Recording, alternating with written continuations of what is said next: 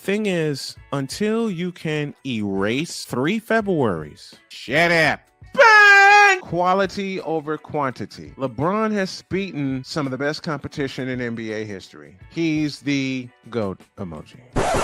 I will not cuss. I will not cuss. I will not swear. I will not swear.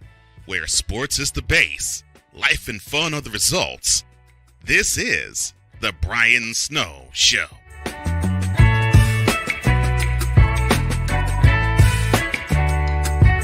Good afternoon, everyone. Brian Snow here with you as we continue our quest to get the Brian Snow Show and Snowman of the Morning and other programming from SDM Sports Radio Network on Radio Row next year in Las Vegas. And to help out, we're going to talk some baseball. There's my buddy Dana Regan. He joins me right now representing the San Francisco Giants. What's up, Dana? Not much. Just listening to the talking heads there on TV, and I see that Correa finally signed, but with Minnesota. Why are we not surprised? Why are we not surprised? Because we had talked about this since the day he signed. He supposedly signed with the Giants. Right, and I was one of the few. Online with the San Francisco, Chronicle, people like that said I thought it was a good thing. I've trusted our medical staff for years. They kept Rodon on the mound all year. I mean, they know what they're talking about. If they say there's an issue, then there's an issue. And sure enough, we put up with 2 weeks with the Mets, doing the same stuff, doing the same thing. So doing the same thing.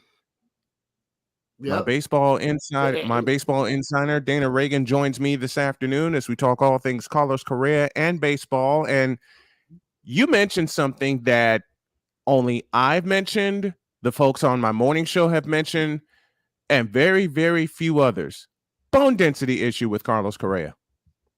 Yes, there. I believe, I don't know this for sure, but usually they do what's called, I think it's called a VEXA scan. It does a bone density scan just to the injuries. I mean, the cracked ribs from a professional massage, really, that's the one that really got to me. The ankle is going to have its issues because of the reconstruction surgery. You're going to have arthritis and stuff. But man, I've never heard anybody getting 3 cracked ribs from a massage. I just don't. Nor am I. That bugged me. That was a red flag for me.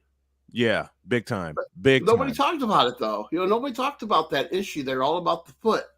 So So why didn't anybody talk about the bone density issue? Well, okay, let me rephrase that and say it the way I'm supposed to say it, and only I can say it. Why didn't anyone want to talk about that bone density issue with Carlos Correa?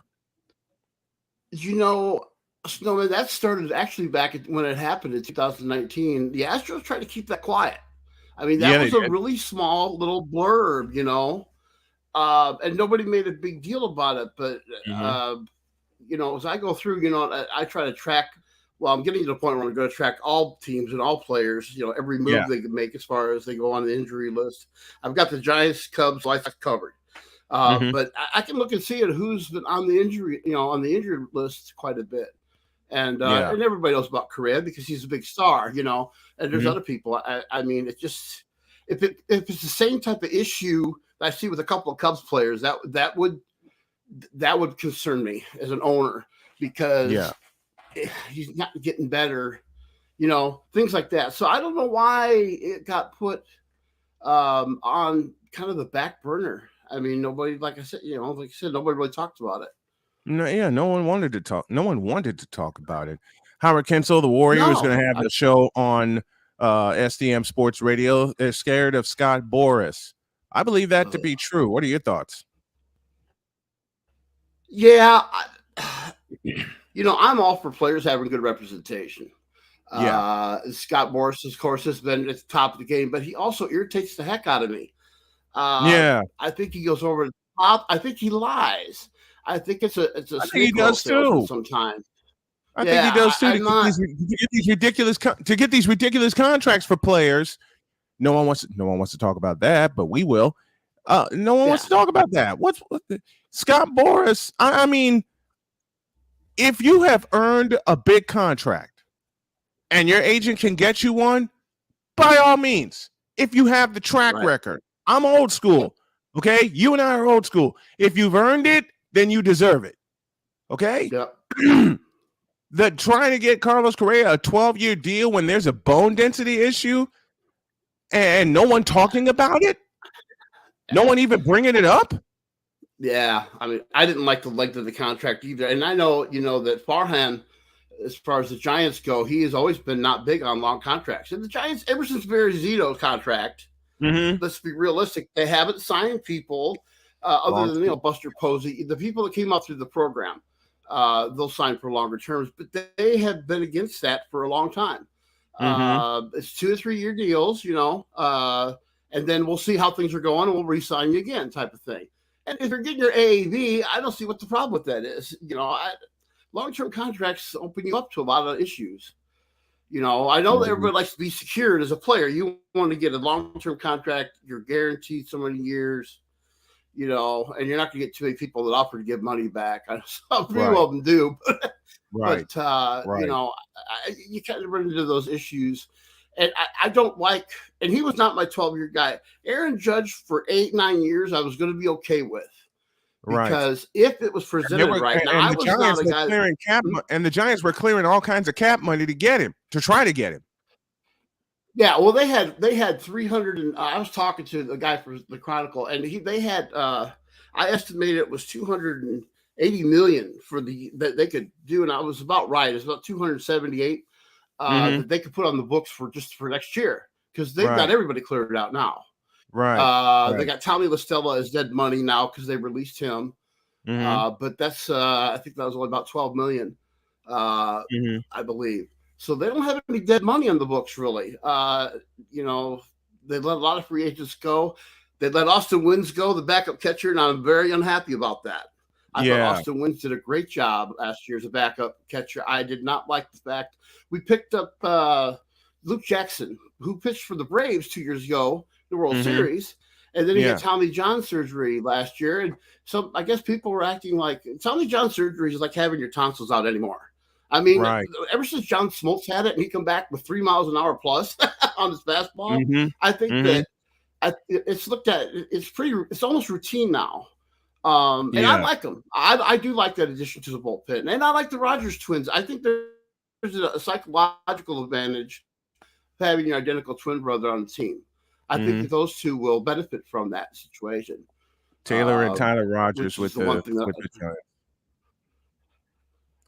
So talk to me about my White Sox. I've had discussions with many people, including Scott Merkin of MLB.com, and they agree with me is that the one major piece they're missing is what you just talked about with the Giants, pitching. Left-hand pitching. The White Sox need left-hand pitching. They are so short on left-hand pitching. I mean, it's really, they got Clevenger, and I got to tell you, I watched Clevenger all year out west, and he can have his good games, and he can let the ball up. So he's an okay sign. Benintendi was a great sign. I think that'll Benintendi's going to be good for us at the top of the lineup. Yes. I like the defensive improvement, too. I was kind of surprised they didn't re-sign A.J. Pollock a little bit, but Seattle picked him up. That's a great move for them. Seattle picked him up, signed him for $7 million. I've always liked AJ. Of course, he's a Notre Damer, so I'm going to like AJ. Of course, but I keep track of some of the Notre Dame. Giants drafted 2 starting pitchers from Notre Dame's team last year, so I'm kind of tracking them too. But the White Sox, I don't know what it was about last year. They had the same problems the Giants had, which was injuries. 14 people on the DL at the same time. That I don't care what team you are. You're not going to recover from that. And that's including the chemistry. You're moving people. And that's including Tim Anderson at the top of the lineup. Yeah. I'm still kind of ambivalent about Tim Anderson. I love the talent. I don't know if it's not that he doesn't try. I don't know what that is. There's something that bugs me a little bit about him. But he's a great player. I mean, he's a great hitter. When he's in there and he wants to do his thing, he does his thing. So what? Shortstop defensively, he's. So what what changed with Tim Anderson from 2021 to 2022? What was the magic change? What was the magic change with him? I mean, because it seems like he. I know injuries have a lot to do with this, but it seems like he fell off. Injuries or not, am I wrong? No, it did seem like that a little bit. And I know a lot of people don't like to point to it. So it's probably not really an issue that you can be a causality of it. But I think that some people in that clubhouse didn't like the fact that Tony La Russa was there. You know, I think that, and I've liked Tony for years because he's been a great manager. But I think a little of that, and I thought it showed up when he decided not to come back. Mm-hmm. And the guy that filled in, who they should have kept as manager, in my opinion, came in and they started winning games. I think there was a little discontent there. Yeah. For what reason, I don't know. But Tony La Russa has since retired, and they have a new manager now. Yeah. I mean, that was just a strange transition for me. You know, from Tony La Russa to their interim manager. Now they get a brand new manager from Kansas City. How's he going to fit with this team? I don't know. I haven't done any research on him. I was busy actually looking up. I forget his name now. Who filled in for at the end of the year was his last name was not Cairo. What was his name? Manager there. I'm getting old, so some of the names just escape me. Yeah, some of the names escape me too. Some of the names escape me too. It's weird. It's yeah. Something just didn't click the second year with La Russa. Yeah, and I don't. People say this old school versus new school. I don't buy that because Miguel Cairo. Okay, it was Cairo. Thank you. Okay, yeah thank you. Miguel Cairo. I thought he did a fabulous job when he come in there. I thought he pushed the right buttons. He used the bullpen very well.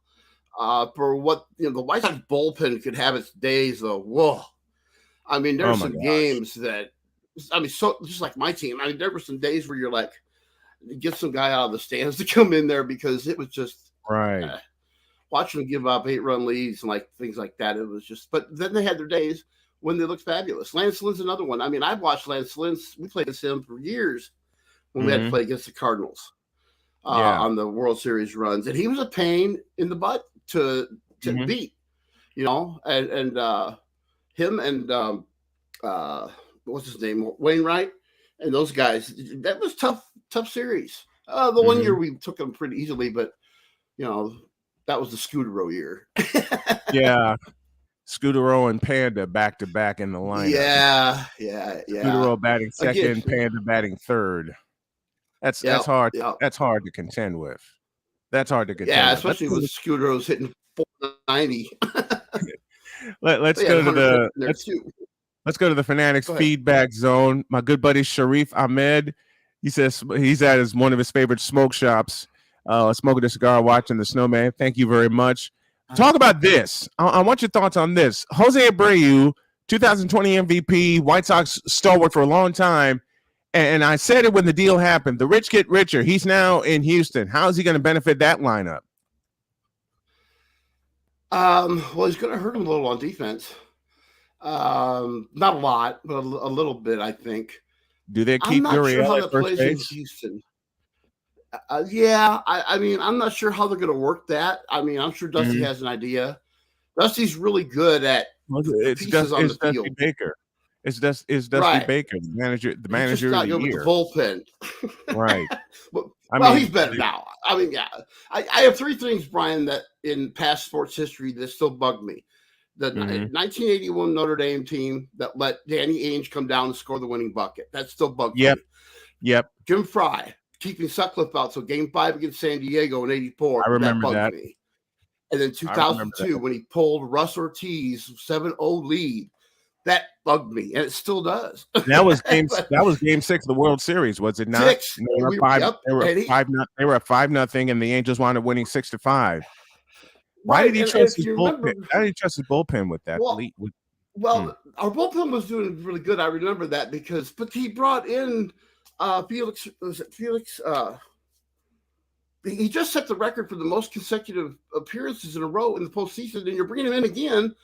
And I know the guys at the back end retired, and Russ Ortiz is one of them guys where we used to have a word for him, Eppin Russ, because he could walk the bases loaded and then strike out the side. That was the way Russ pitched. And wind up getting out of the jam. Yeah, so he gets up two little fluky kind of hits that weren't even, I don't know.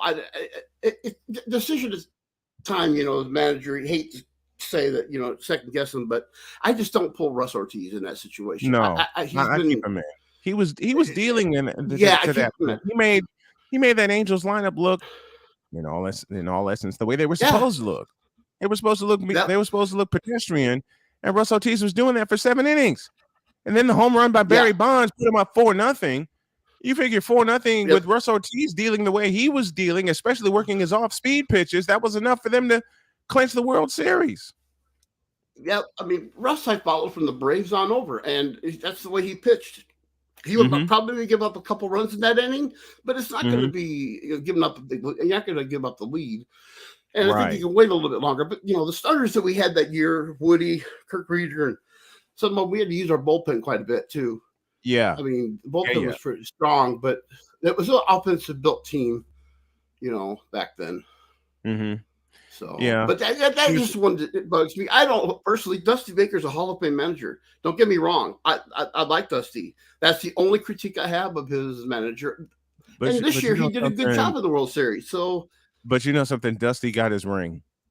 Joe Davis said it during the Fox broadcast. Dusty got his ring, and now you can. How did Kevin Garnett put it? He's officially certified now. I mean, he's a Hall of Famer, the World Series champion, and he wants blood. He wants another one. And I already predicted. I'm sure he does.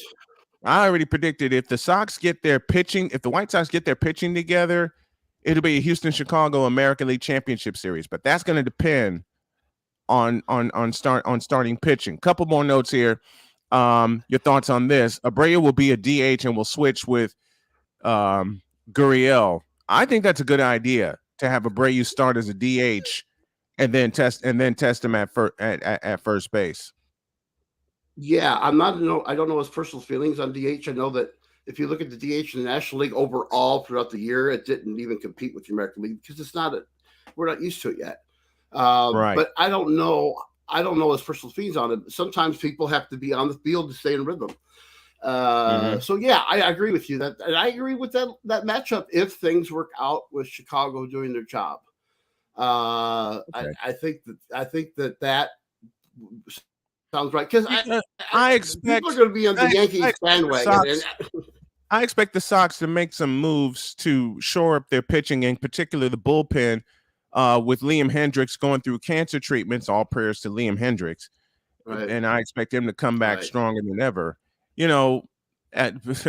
Hey, cancer survivor here. All right, the treatments are not easy. All right, and I did it through surgery, and he's probably going to do it through surgery. But there's just something about this White Sox team, and not just because I'm a White Sox fan, but there's just something about this team. If they fill in a couple of the big holes, one of which is in the bullpen, and the other you mentioned at the top of the program, left-handed starter, they fill those two holes, and there's still plenty of time to do so, then they're good. No one will touch them, and they got to stay healthy as well. Yeah. Well, I don't think you're going to see what happened last year to our teams. I don't see that happening. I know that Longoria moved on. A couple of people that were injured. This will probably be Crawford's last year, maybe. I think him and Buster Posey are such good friends that he might be eyeing that retirement. And I'll tell you what, though, he's still number 4 in the range factor out there for shortstops, and he's the oldest one. Because he just spoils us to death. But is this it for him? Is this his final year? It might be because he signed a 2-year deal extension. And I think he did that on purpose. I really do, because I think when Buster retired, it kind of took a little bit. Took a lot out of the team not having him there. I mean, he was always, Buster was always the general. He never affected by anything. Yep. Yeah, Buster was that glue for the Giants, and I miss seeing number 28 play. I do too. Did you hear Jeremy Affeld's story about when he came in to pitch against Kansas City? He came in, he had an eye infection, he couldn't see. And Mm-hmm. he saw Buster came out. He says, "Man, Buster, I see 3 gloves." He goes, "Buster," he said, "didn't even bat an eye." He goes, "Throw it the one in the middle."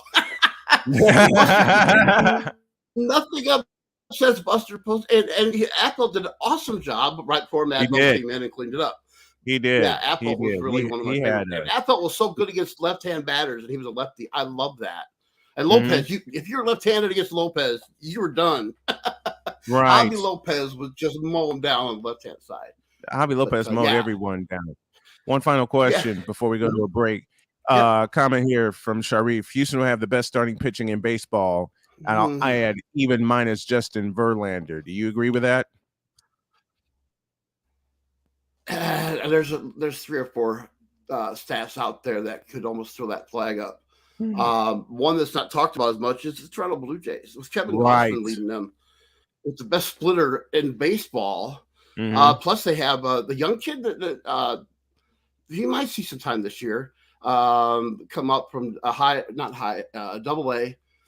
He's a lefty, and he's got a whip of 1.09 down there. So I think that Toronto has a stake at saying that. I know one thing: Yankees can't say that they have that. Houston, you can make that argument. Absolutely. And it's hard to find zincs in their armor right now in Houston. Well, there's one pitcher for Houston during the playoffs, aside of Verlander, that I absolutely fell in love with. That's Farmer Valdez, their lefty. Yes, yeah. Farmer Valdez, something else. Yep, he was. And I, of course, I'm a National League guy. I was rooting for the Phillies. They were the underdog. But they had those moments. That moment in game 3, the moment where it just swayed to Houston, the whole momentum switch, and that was it. If they would have come through, then it would have been probably a 7-game series, but they couldn't do it.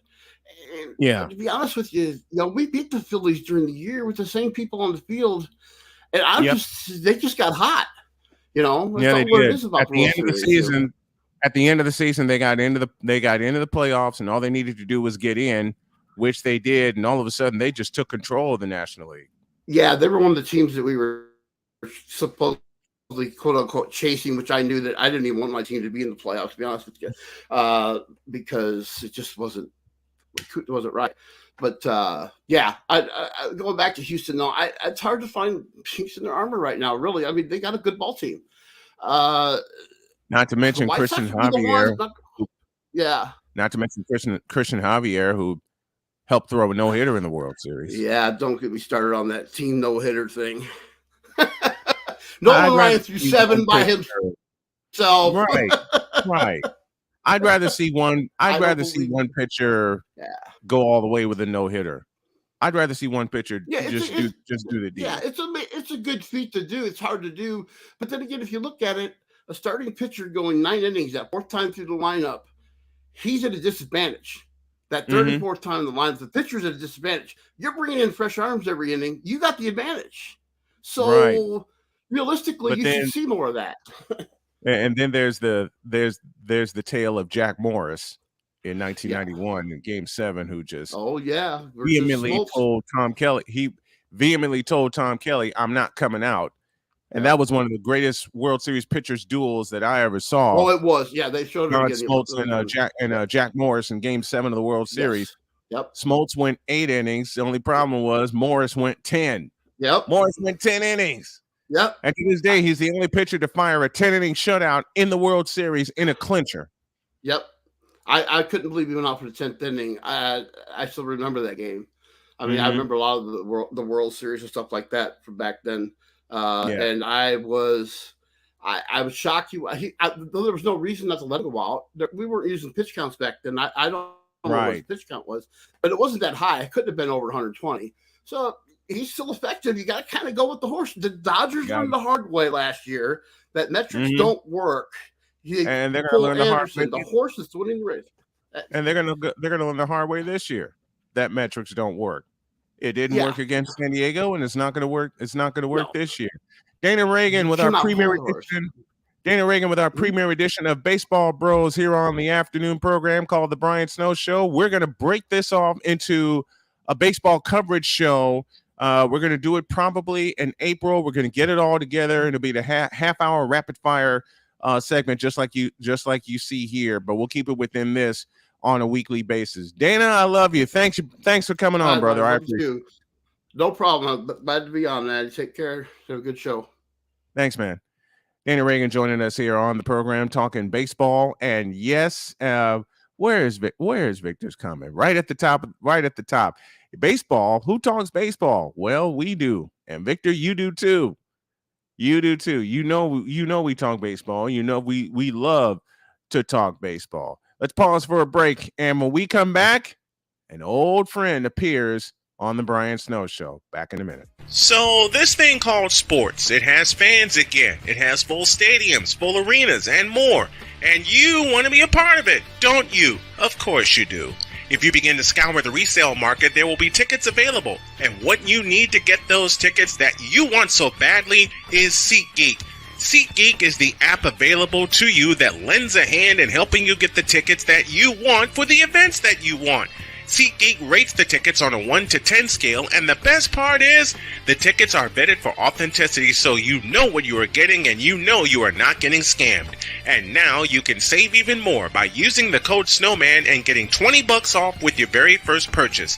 Yes, you can do all of that with the power of SeatGeek, helping you get to the games that you want, so you fans can fan. So let's all fan.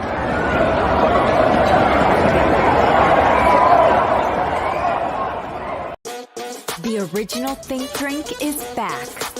Level up with proven ingredients formulated to crush your competition.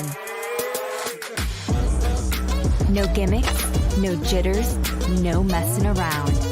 Just high-potency results that keep you moving day or night.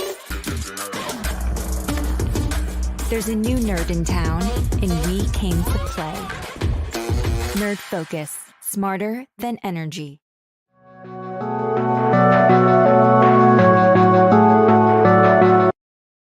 I want to do a TED Talk, but I don't have anything to talk about yet. I'm getting there. Life is for the living. We're not here that long. You can learn anything you want to learn without any money spent. What do I really enjoy? What do I really want out of life? I am your host, WIZE. Are you in a life holding pattern? Well, this is for you. Welcome to the Stuck in My Mind podcast.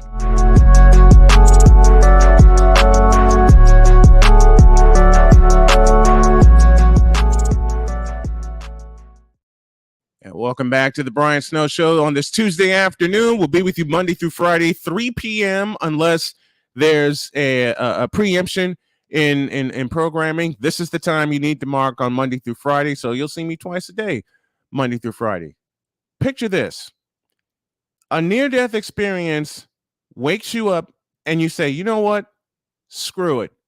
I'm going to get well. I'm going to chase my dreams and do everything I need to do to have a full life.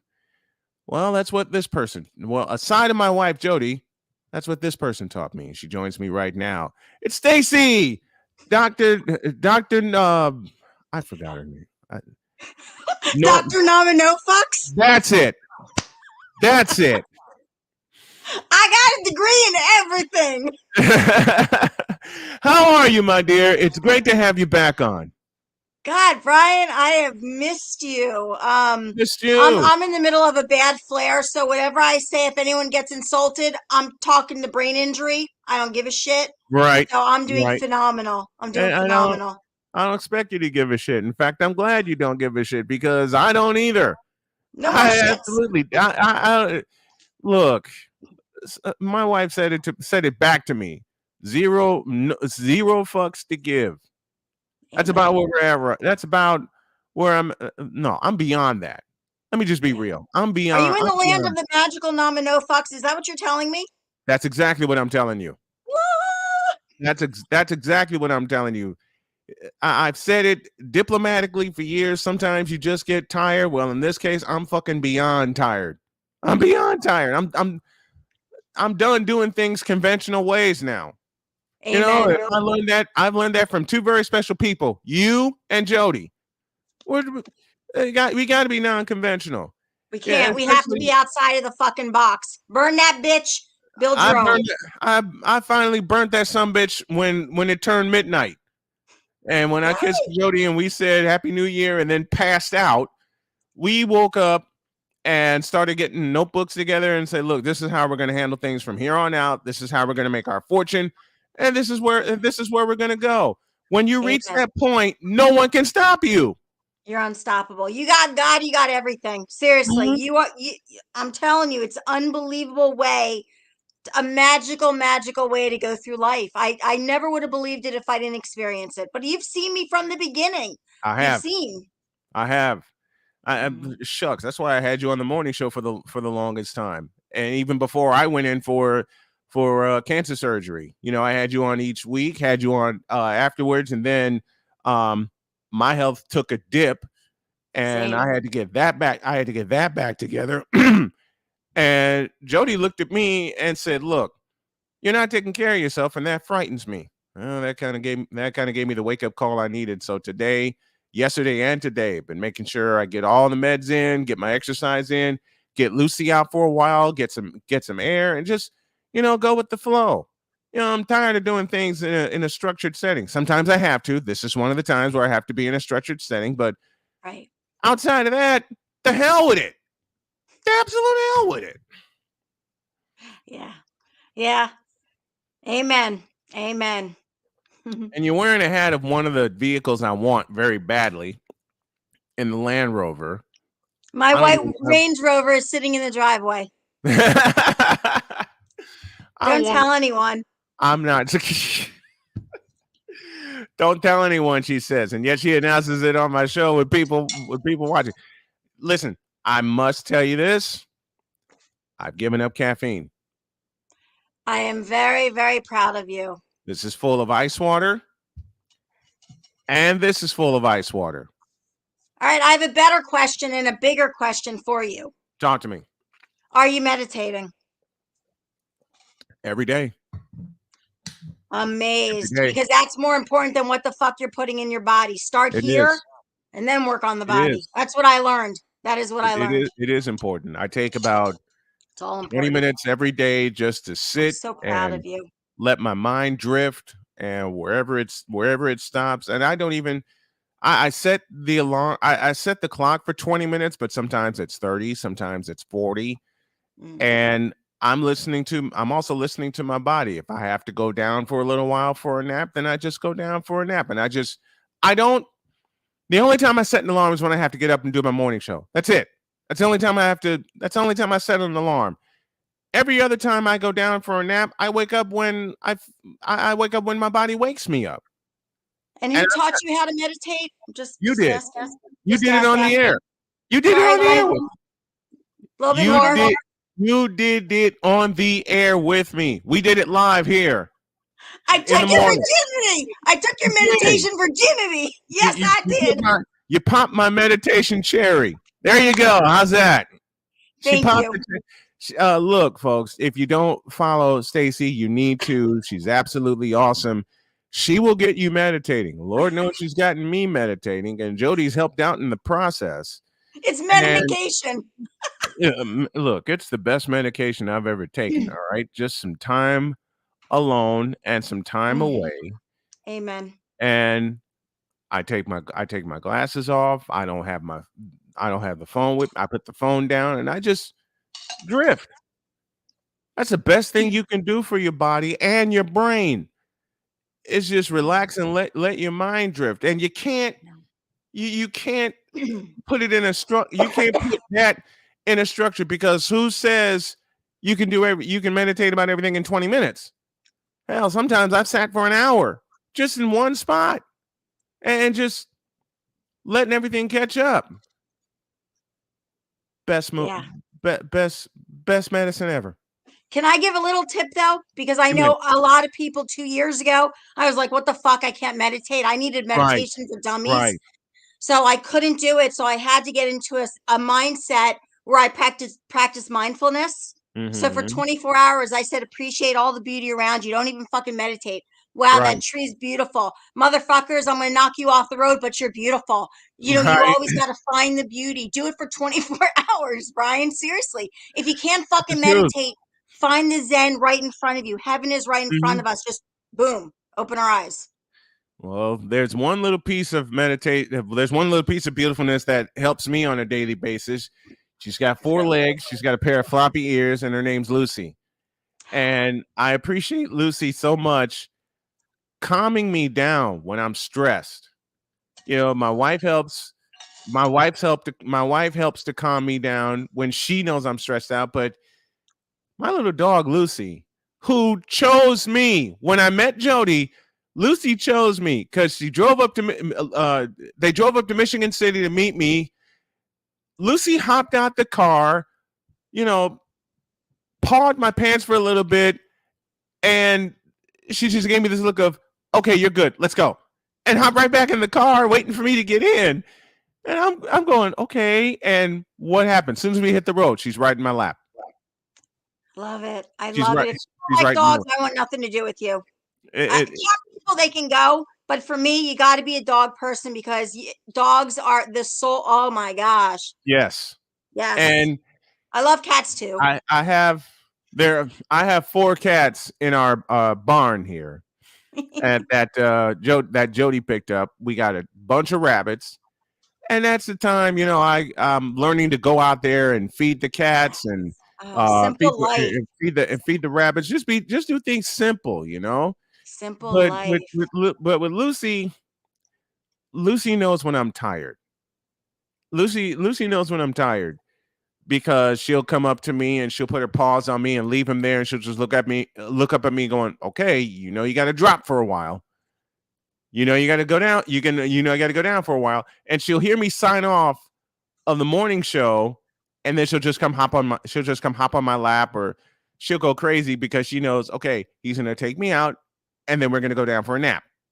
Mm-hmm. My son has 2 dogs, Jenny and Ferguson. And I got to tell this funny story. Ferguson scared the shit out of me because Jody told me how big he was, but I didn't believe it at first. And then Ferguson walked in, and I nearly jumped out the back door, and I'm like, what? And then I did this. And so Ferguson did this. And Dakota, my son, says he wants to give you a hug. I go, okay. Aww. Man, Ferguson and I have been like this ever since that day. I love it. I tell you this one. We drove up from North Carolina to visit Dakota and visit our in-laws, and we stayed at my son's place. I was fast asleep. I was knocked out, and Lucy was on my right side because I felt her bump me. I spin over to my left, and I open my eyes briefly, and there's this face sitting right here in front of me, and it's Ferguson with his cute self going, "What are you doing, Grampy? What are you doing right there?" And of course, unconditional love.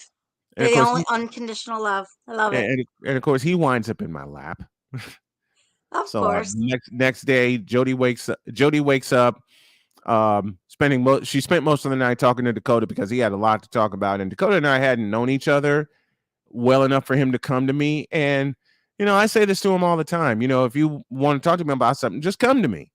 You know, it's something he has to get used to, which I've found out about my children through marriage, and that's fine.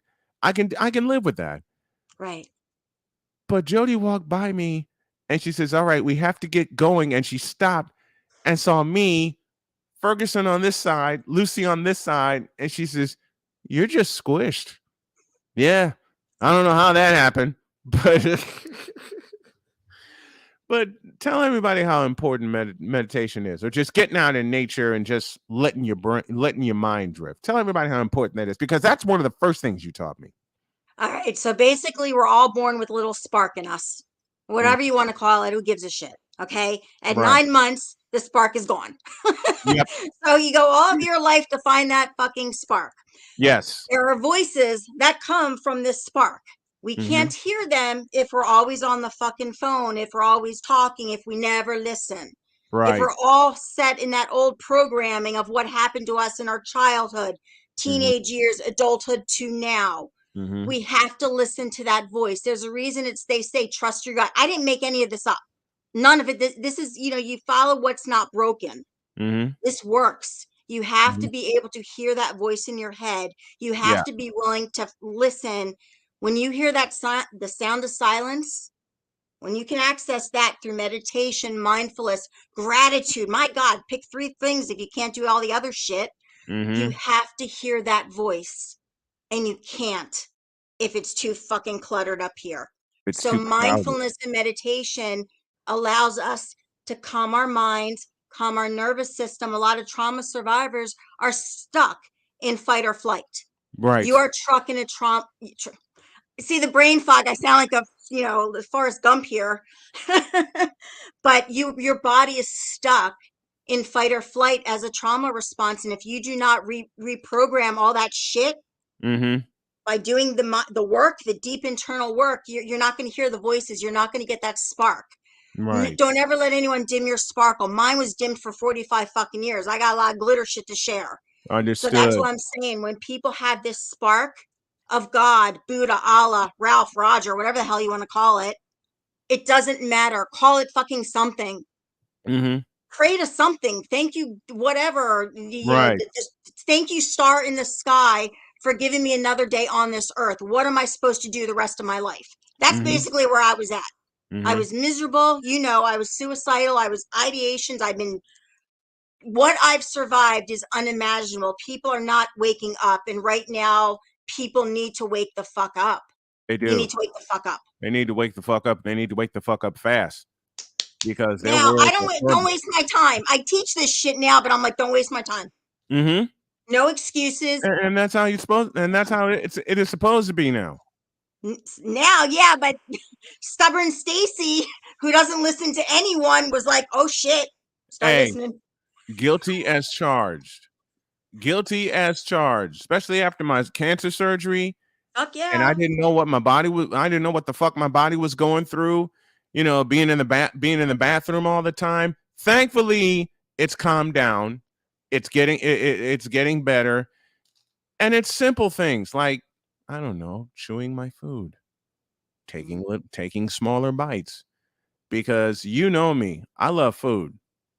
I absolutely love food, which was a vice of mine for many years. Yeah. And Jody yanked me aside and said, "Look, I want you to take care of yourself. Chew your food, eat slower, eat smaller bites." It's finally clicking. I don't know. Baby steps, but I've told you from day one, be kinder. Yep. Be kinder. Enjoy the journey.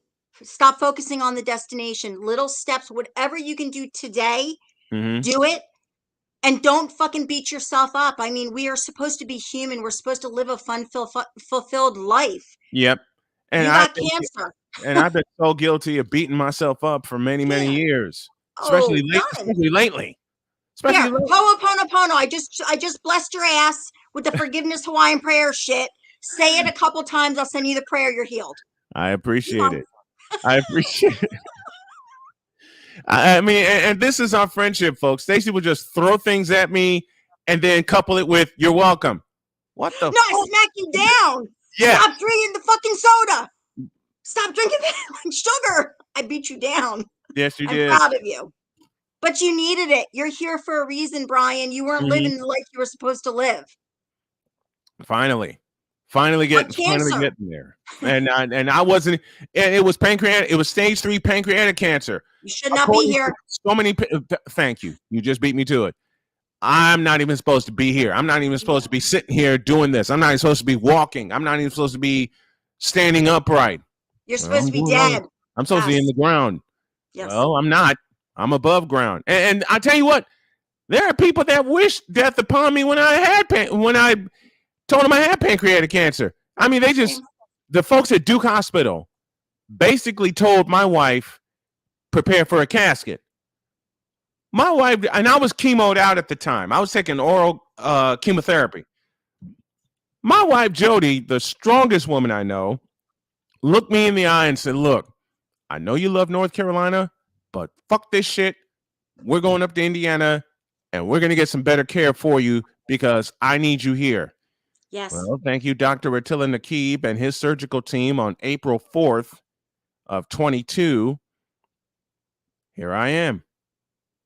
6'5", 235 pounds, getting stronger. Really, but you advocated. Jody advocated for you. No one advocates anymore. Right. No one wants to be responsible. Take responsibility of your own health. Advocate for yourself because the doctors and nurses aren't going to do it. And as a nurse, I can say that as an oncology nurse, take care of your own fucking health, man. People are dying. I can't stand it, obviously. And you walked away from that because you went through a situation where in layman's terms they were killing you. Bye. I was on critical condition 24/7 care. Bye-bye. I was on my way out just like you. Mm-hmm. And then you told me one day, look, I'm walking away from this. I can't do it. I'm not gonna do it. I'm gonna heal myself. I've taken that and I'm healing myself too. This is a part, and what people don't understand, this is a part of it. This is only a small part of it. Yeah. You know, getting out, breathing the air, having my dog, seeing my dog run around.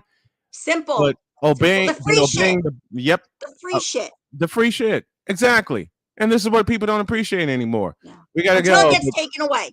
We gotta but Nama No Fucks joins me. I'm gonna make sure she joins me every week in the afternoon. Thank you, my dear, so much. I love you. I can't wait for you to come back next week and share some more stories with me. I appreciate it. Love you.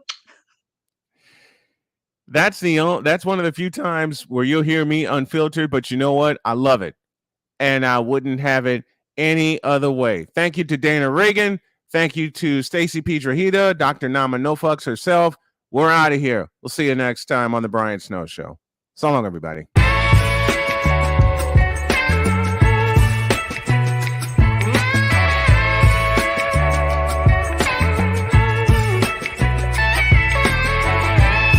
Thank you for tuning into The Brian Snow Show, where sports is the base, life and fun are the results.